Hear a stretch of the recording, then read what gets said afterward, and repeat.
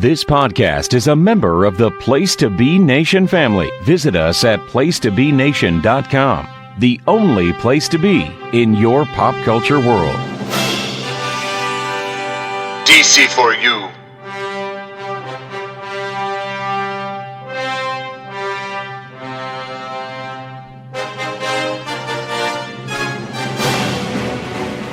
DC4U.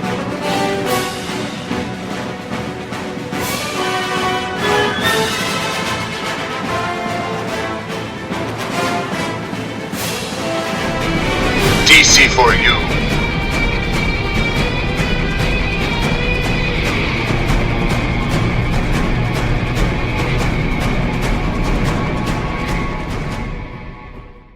DC4U. Todd, what's your favorite man and why is it Animal Man? Well, first off, my favorite man is Henry Rollins, but my favorite man named Buddy Baker is Animal Man. How about that? Is that relevant? Because Animal Man, I can remember the first time I read anything about Animal Man or saw anything about him was in the classic 1985 era DC comic called Who's Who in the DC Universe. He was one of the very first pages, and I read about Animal Man and how he was can do whatever an animal can. You know, if he has an animal he's in proximity to, he can adapt that animal's abilities to himself and then maybe store that when he needs to. And then they brought him back as part of this group of forgotten heroes in DC Comics Presents, I believe, along with Dolphin and some other classic heroes from DC that nobody really remembered at the time. But definitely we're talking about maybe the latest version of Animal Man, yeah? Yeah. We're on this episode of DC4U. We're continuing our horror month, and for a character who's traditionally been kind of a bit goofy like Animal Man, you might not suspect that he would lend himself to a horror title, but you would be wrong, because Jeff Lemire and Foreman launched an ongoing Animal Man title in 2011 as part of the New 52 that was very much a horror book. And today on this episode, we're going to talk about the very first issue of that series. So I know what kind of impression it left on me, which was a big surprise, because I wasn't sure what to make of an Animal Man book launching, but the cover was intriguing, so I tried out issue 1, and I was hooked through the duration of this series. So, Todd, what was your first impression of Animal Man number 1? Well, I have a confession. I did buy it initially because I bought every number 1 issue of the New 52. My God, what was I thinking? But yeah. That was quite the month. However, I'm still married. And now I do recall reading through it, and I knew it would be saved to be, okay, I'll read this later because Jeff Lemire is great. I love his Green Arrow, et cetera, et cetera. But I didn't really remember. So going back and rereading this time around, I love the crap out of this. I can't wait to read more. But at the time, it was one of those things like, okay, this and Scott Snyder's Swamp Thing, I'm going to put them over into this corner, and I know they're going to be something I'll check out later because they seem to be well done. And but I think at the time I was reading so many bloody comics that this one, bloody comics, that's a pun. So this one was shunted off to the side, but I remember it being good. I also read the Grant Morrison Animal Man, and that's kind of a sacred cow for a lot of people, the pre-Vertigo era Animal Man that later became Vertigo. But this kind of takes that character and integrates him more into the traditional DC universe, and it's a very accessible story from the get-go. It very much is. I love the opening of this issue being a magazine, like an entertainment magazine interview that Buddy Baker, the Animal Man, did to promote this indie movie that he is starring in. Because up to this point, the history that they're giving you of Animal Man is that he's been working as a stuntman in Hollywood, using his abilities to take on the traits of whatever animals are nearby. and used that to pull off some pretty crazy stunt work. And it's been fine as a living. He's not like living a lavish lifestyle by any means with his wife and 2 kids, but this new venture was like the first time he'd ever starred in an actual movie. Like he had real lines. He was a featured player, and as is the case with a lot of these indie films, he only gets paid if the movie makes money. So it creates a little tension between he and the missus over that decision to basically have worked for potentially free. And of course, he's got the 2 kids there. He's very much a family man. His son is very much kind of the obnoxious older brother to the incredibly cute but also very demanding little sister. Now, what did you think of how Lemire handled the voices of each of these characters? What kind of impression did it make on you? I like to read these panel by panel, and I got it right from the get-go. The voice of the family, the primary 4 characters, very well defined. Characterizations are there from the get-go. I want to hate Ellen, but then you have to look at the big picture and how she's holding the family together. Buddy's kind of a flake if you really look at it objectively. So that's true. Some people may just be anti her as a shrew from the get-go, but she's really the glue of the family. And how many family-oriented or at least books about a true nuclear family do you get in DC or Marvel or otherwise? You get wife and husband and 2 kids. No pets, but we'll talk about that. There's a pretty good reason for that. His little girl desperately wants a puppy, but Buddy is like, no, because if I'm around, and this is a good way of introducing some of the weaknesses that he has, right? When he's explaining it to his little girl, that if he's around one animal in close proximity for too long, it weakens his abilities to call upon other animals, and he can only be like that one if he's around it for like a certain period of time. So if they had a puppy, all he would ever be is a dog. And some of his, as we see in the issue, he actually does go do the superhero thing. He takes on the traits of a bird so he can fly to a hostage situation at a children's hospital, which is a pretty sad scene. Like, it's tense, but it's also incredibly sad when you think about what's happening when a man has lost his daughter but thinks she's still alive and being held captive by the hospital itself. Pretty tense scene there, I thought, and it was a bit of a shift from the usual, okay, we're doing the family man kind of thing at the beginning, introducing him as a character and as a concept, and then we give him this kind of superhero moment where he gets to have what I called his Superman bit, where he does what he can. Like, he uses his powers only so much as it's necessary, but then he really just wants to talk the guy down. He really wants to try and reason with him first and keep anybody, including the gunman, from being hurt.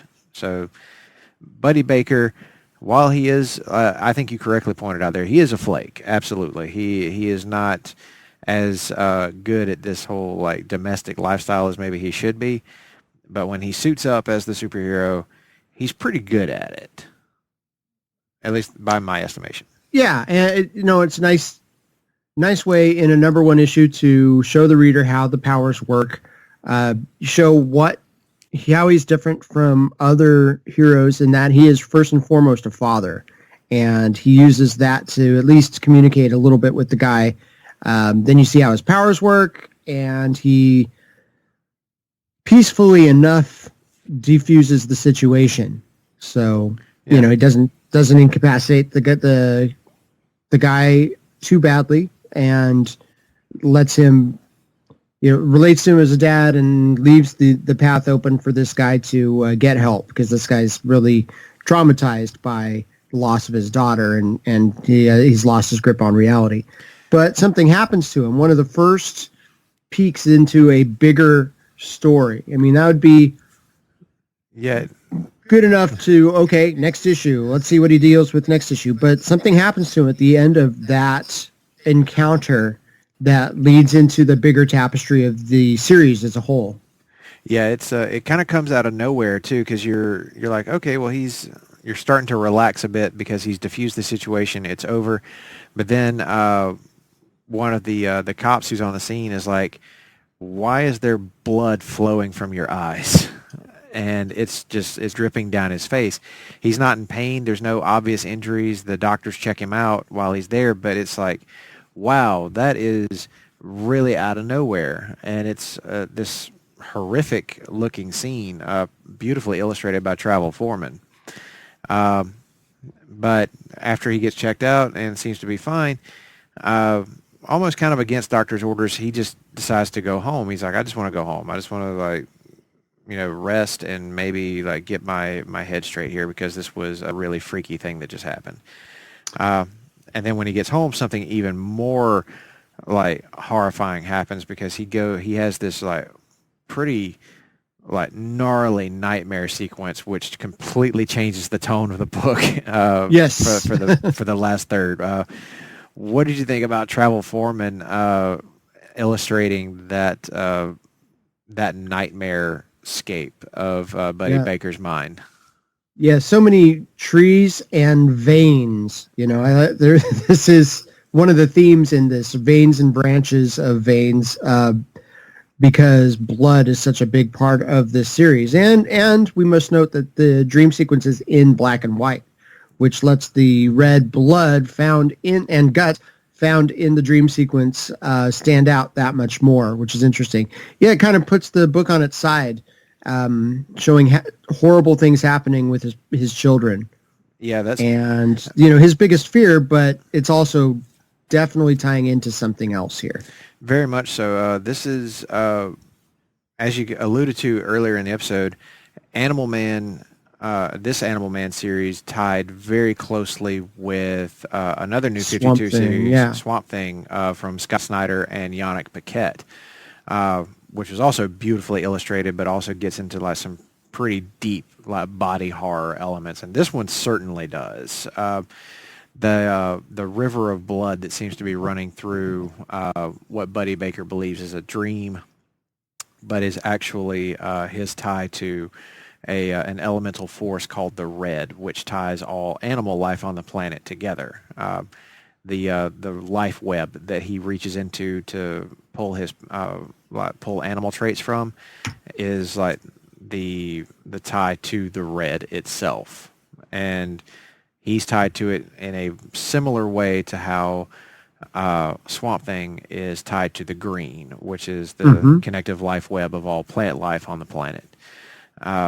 The gray that he's seeing is, I believe, the foreshadowing of the coming of the rot, or the gray, which is death and decomposition, where all things are tied together. Gets into some pretty complex stuff as the series goes along, but what this really does is get into the most horrific aspects of how all life is tied together. And as you said, Buddy is seeing these awful things happen to his son, who literally has his guts spilled out. That was kind of a shocking scene to me, that even though it's a dream sequence, here's this I guess he's a preteen kid, literally has his guts just fall out on the ground, and he's telling his dad as he's dying that it's his sister that did it. And when he sees when Buddy sees his little girl come upon him, she leads him to this river of blood to try and hide from some evil force that seems to be coming for them. All of this, of course, eventually ends. Buddy wakes up and is thinking, wow, that was a Mondo nightmare. But then the screaming starts in real life. And then we see what has happened with his little girl, who is definitely her father's daughter, I guess, is a way of putting it. What did you think of that last scene, the last page? At first, I thought she had just found a whole bunch of dead animals, but she apparently has reanimated them and brought them to her. Is that what's going on? Yes. I don't know if we know that. Okay, because they're in lifelike poses. You know, they're doing things that alive animals would be doing. But you've got a decapitated cat. Decomposing lots of animals. That's his daughter's ability. She reanimates dead animals, and it's gross. It's got a bit of a Pet Cemetery vibe going on because you don't know if his daughter is very clearly tied to the red, but as we find out as both this series and Swamp Thing goes along, the red and the green and even the rot are not inherently good or evil. They can be both. And Buddy starts to worry that, of course, his daughter developed abilities that are beyond his own, where she's, pulling back from the dead. So is she also tied to the rot in a way? And is she actually going to be good, or does this make her evil? That's what his nightmare seemed to be about, was could his daughter, his young child daughter, be about to, go for a big heel turn? Yeah. So that's some pretty horrific stuff that's going on here in the book. So it made a big impression on me, and I absolutely had to go get issue 2 and keep this going. But I was sold on Swamp Thing from the creative team alone. I didn't know much about Jeff Lemire at the time, but after this, I was like, this dude has got it. Yeah, this may have been, I think Green Arrow, again, was the first time he got on my radar, and I sure like Black Hammer, and he's done great stuff with Old Man Logan and other books too, but there's no reason for me to think that this wouldn't be something I'd love. You can tell he definitely got a lot of inspiration from the Alan Moore run of Swamp Thing with those concepts of the green and the red. The red is kind of, well, why wouldn't that make sense? Let's use that established framework that we have of the green and Swamp Thing's connection to them. Why wouldn't that have a life or an animal life equivalent? And who better than Animal Man to be the embodiment of that, or at least the connection to that? So you see a little bit of it in the art too. Remember when in the classic Saga of the Swamp Thing, I believe it's 21, the anatomy lesson, Swamp Thing creates his own body. I got that kind of a vibe from when we just see Buddy's brain and nervous system made up of veins and blood. So that kind of made me think of the art by Stephen Bissett from that classic issue of Swamp Thing, which is, again, holy and blameless, and everybody should read it and understand it and know it, because it's 30-year-old comics, 35-year-old comics that hold up to this day and are still, we're still feeling the influences of them. In fact, the excellent Swamp Thing series that came out on DC Universe owes a lot of roots to it as well. Oh, I said roots. So, well, yeah. We're going to get deep on Swamp Thing probably in our next episode, because we're going to review the first episode of that Swamp Thing series. And before we get to that, though, you've read more Animal Man than I have, I'm sure. Did you read the Grant Morrison Animal Man series? I read the first 2 trades, and they were very interesting. Definitely fleshed out the character quite a bit, and eventually became very meta. Grant was doing something very, very different with the story. I say Grant like I know him. Morrison was doing something very, very different with the story, with the family dynamic, and eventually strayed more into horror issues. But to me, it became very psychological, and like, okay, I recognize that this is decent. This is very, very good comics, but I don't think it's necessarily for me. However, the Brian Bolland covers are the best thing about the whole thing. The Brian Bolland covers from those issues are just works of art, if you ever get to track down those. Yeah, no, those are also on DC Universe. Those are okay. I have certainly seen those covers, and they are, like you said, they're absolutely tremendous. They're pretty iconic stuff. But certainly, as I understood it, the Grant Morrison Animal Man is very different from the Jeff Lemire Animal Man. Yeah. They are not really related so much as like you get some of the history from Grant Morrison's run. Like some of that is acknowledged by Jeff Lemire, but this story very much goes in its own direction and goes deep on those horror roots. Like it establishes that from this first issue and steers heavy into it. So what do you think about Animal Man that makes him such a good character to put in a horror story? What is it that you think just about him as a character made this story work so well?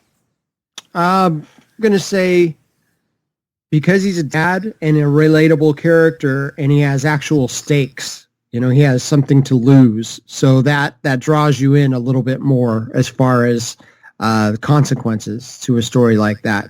It's not just some dumb teenager who did dumb things and deserves to die and be slashed. This is a guy that we care about and empathize with, that also with the connections to animal savagery, you can go places with nature being cruel and gross at times. Very much so. I mean, it lends itself to the idea of things that can get real bloody real fast. And there are so many aspects to, like you said, like in nature, just in the world of animals themselves that, can be a bit on the disgusting and horrific side, like the savagery of it. That's a good way to put it. The absolute savagery of some of the story elements that come along as this story progresses are really unsettling. And Lemire, as a horror writer, is really kind of at the top of his game in this. But I think that if it weren't for the almost human anatomy lesson vibe or style of Travel Foreman's art, that the story might not have worked as well as it did. My God, that artwork just sticks with you, doesn't it? Certainly does. Using the vein and vessels iconography is very powerful, and making it look like really a tree. Yeah, they make it look like roots. Tying it in. So interesting. I loved that aspect of it, that it looked like I didn't pick up on it until later, that because this was tying so closely to a swamp thing, that whenever you see all the stuff that looks like veins from the red, it also looks like tree roots.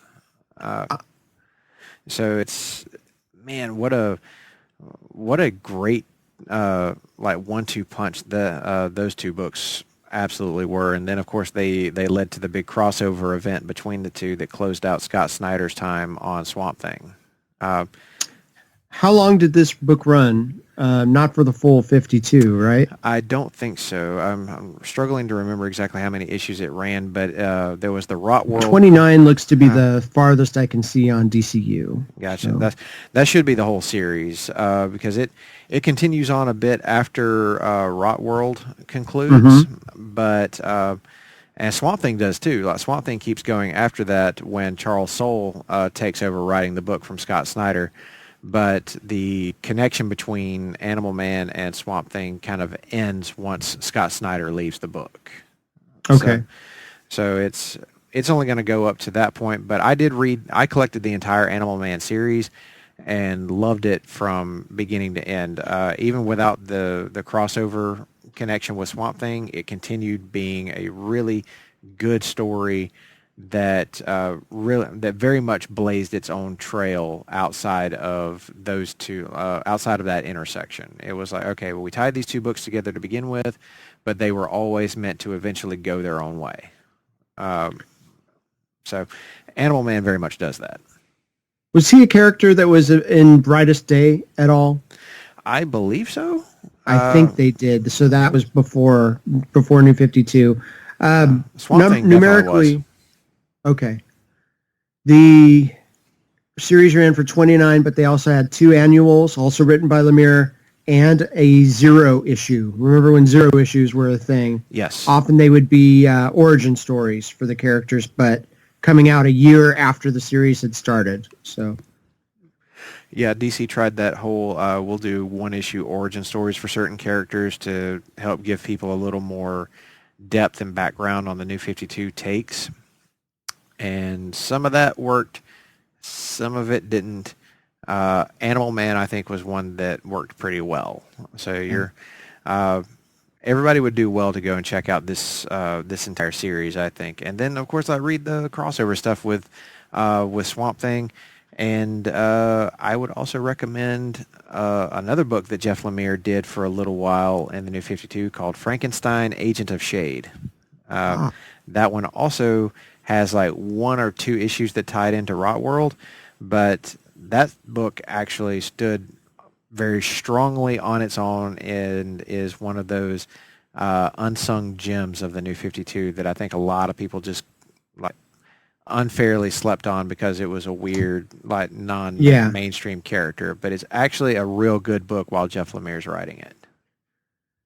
If you go with somebody who has some notoriety as a good writer, you're probably going to like that book, even if you aren't familiar with the stuff around it, the character he's writing. The guys like Jeff Lemire, Mark Russell, there are a lot of those.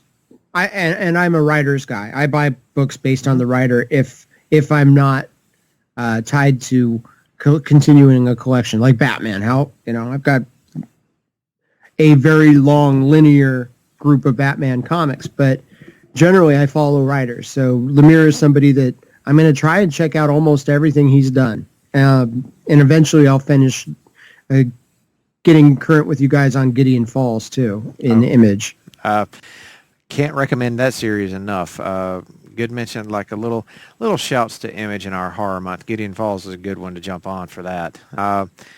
But this is, like all you DC fans out there and all you potential DC fans, if you want something good and scary, like a good horror series to follow through the month of October, read you an issue of Animal Man a day, and I don't think you're ever going to be disappointed. So with that, anything else to, who would you recommend this book to, Todd? What kind of fans out there would you say would like this book? Fathers. Yeah. It's a good one for fathers. How about that? And people looking for something besides just the standard capes and punches superhero story. So this is less about his heroic abilities and more about his connection to a bigger world and the so much he would have to lose as a father. The stakes are raised. Yeah, I would agree with all that, and I would also say if you're a fan of, I want to say John Carpenter's The Thing. Honestly, like if you're into that style of horror, if that movie is something that you enjoyed, I think you should check out Animal Man. I think there are some things in there that might pique your interest. So, with that, that's going to bring this episode of DC4U to an end, and what we're going to do next week, as I said earlier, we're going to come back and take a look at the first episode of DC Universe's Swamp Thing television series, which has unfortunately been canceled after 10 episodes. But we're going to take a look at it and give our opinion on whether or not that was fair, and if this is a series that we can put our stamp of recommendation on. So come back next week, and we will see you next time. DC4U.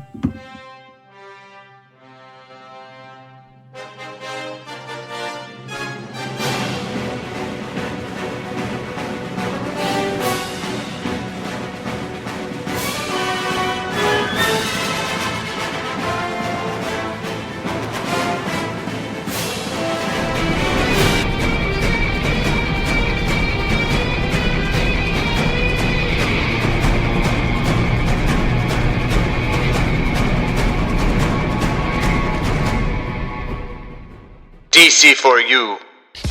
Promotional consideration paid for by the following. Place to Be Nations, JT Rosero and Chad Campbell here. We want to let you know that we have over 24 podcasts available on iTunes, Stitcher, Google Play, and PlaceToBeNation.com. We now offer them to you on 2 great feeds. On the Place to Be Nation Wrestling feed, we dive into topics running the gamut from today's WWE to the glory days of yesteryear and the ins and outs of the territory days. In addition to our full-length shows, we also deliver to you special pod blasts on topics old and new.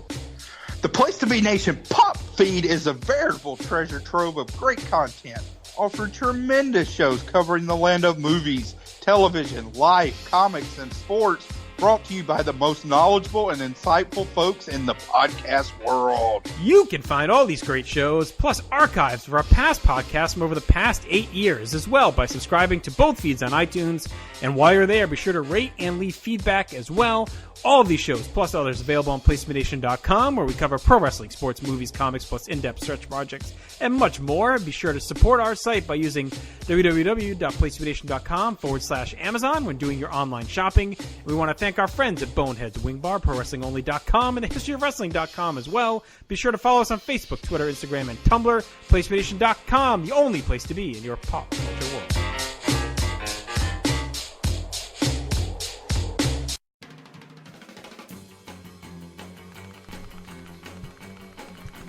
Place to be Nation Pop. Thanks for listening to DC4U. We've got lots of shows to check out on PlaceToBeNation.com, including our weekly shows from Pop. Hard-traveling fanboys go off the page and kick off their annual Walking Dead month with the discussion of Fear the Walking Dead Episode 4, Season 1, including Morgan's crossing over to Fear the Walking Dead. Brother Sister Rewatch looks at The Office Season 3, Episodes 9 and 10, including A Benihana Christmas, Michael Scott hijinks. As we're in October, Scott Criscuolo continues his look at the Universal monsters in the latest edition of Pop Goes the Classics with 1931's Frankenstein. Fire Bad! DC4U. Last week we talked about DC Comics' best horror offerings. We had a list of mine and Russell's favorite scary DC stories. Plus, we had a look at Keanu Reeves' Constantine film from 2005. This Week in the NFL hits every week. Roger and Johnny recapping the latest set of games. The 49ers are still undefeated. And we preview the upcoming weekend's batch. Skipping to Laugh in Theater because I messed up the live read listing. Andy welcomes David Sunday to Live Watch, So I Married an Axe Murderer. Harriet, I think I did that joke last time. On the latest episode of PTBN's E-Ticket Attraction, it is Halloween Horror Nights time. Jason Sherman, Andy Atherton discuss Universal Studios Orlando, and Starla Marie Locke came on the show to talk about those horror mazes. Pop Goes to the Movies looks at the controversial Joker film. Join J. Arsenio D'Amato and Andy as they look at DC's latest. On the website, actually on our Facebook group, Greatest Song of the 80s Tournament included Sweet Child of Mine won. Not Michael Jackson, but Sweet Child of Mine by Guns N' Roses. Next tournament will be announced on October 14th on the Mothership Place to Be podcast. Jennifer Smith has her own podcast feed now called The Jenny Position. Find it on Podbean and iTunes and subscribe. We have a Halloween movie challenge. We've got lots of great films to recommend for you. Use the hashtag PTBN Halloween Movie Challenge. Check us out on Facebook over at Place to Be Nation Wrestling. We had Hell in a Cell recap from Chris and Devin. I was at Hell in a Cell, and I had got to say it was an unsatisfactory finish. Over at the Place to Be Nation podcast, Place to Be podcast, the Mothership, JT and Scott begin a new decade as Steve Bennett. The esteemed Steve Bennett joins them for January 15th, Madison Square Garden House show. We had a new episode of Place to Be Nation Extreme Three-Way Dance. JT, Johnny, and Jenny continue their ECW adventure with When Worlds Collide. Main event, Scott, Nate, and Steve previewed the Wednesday Night War between AEW and NXT, plus Steve Lilly's New Japan Classic match pit. Benzani interviews Ian Riccoboni plus Marco and Logan Stunt on episode 23 of Row 1, Seat 1. And then episode 24 had All Ego Ethan Page. PlaceToBeNation.com has new content every single day, including Glenn's Weekly Walk, Polly's Column, all kinds of great stuff. We have Campus Hot Takes, lots of great stuff. If you're shopping at Amazon, we've got a banner on Place to Be Nation PlaceToBeNation.com. I'd love for you to click on that banner and then buy something very expensive on Amazon, and helps PTBN out. Check out our social media pages, Twitter, Facebook for Place to Be Nation, Bigelow34.proboards.com for information and joining our end of the year project, GWWE pay-per-view and TV match ever. So, thanks for listening. We'll see you next time.